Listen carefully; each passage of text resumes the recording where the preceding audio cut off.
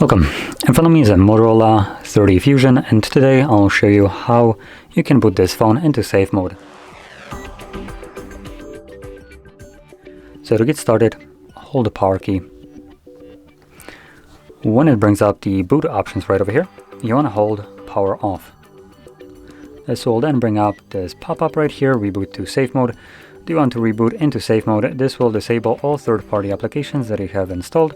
That will be restored when you reboot again. So let's select OK. This obviously will reboot the device like it stated. And while it's rebooting, I'm going to quickly explain what this mode is for, to be honest, because the explanation is relatively vague. So if you have some kind of problem with your phone where it's just not working as it's supposed to, and you might be expecting that it's some kind of application fault, maybe some virus or something like that, you can boot it into safe mode. This will turn off any kind of applications that might be just malicious, or just all of them, to be honest, outside of the apps that come with the device. So you will see right now, once I unlock it, that only the apps that come with the device are just usable. Widgets don't belong to that category though. You can see these icons right here, or apps more precisely, are turned off. So wallet, podcast, TikTok, X icon changer, whatever the heck that is, contacts, whatever. I don't think these are the normal contacts, by the way.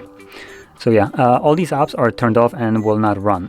Only apps that can run are the ones that come default with the device. So you can see messages, a dialer, browser, camera, and so on. And basically any app that you can see right here. So these are all the default apps.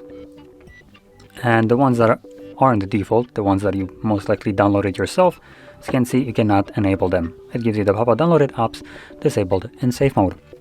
So from here, you can deal with your phone, hopefully fix up your problem that you might be having. And once you're done with safe mode, you can go back to normal mode by simply holding the power key once more, and this time around selecting restart. Now once the device reboots, it goes back to normal mode, and everything will go back to functioning normally. Now with that being said, if you found this very helpful, don't forget to hit like, subscribe, and thanks for watching.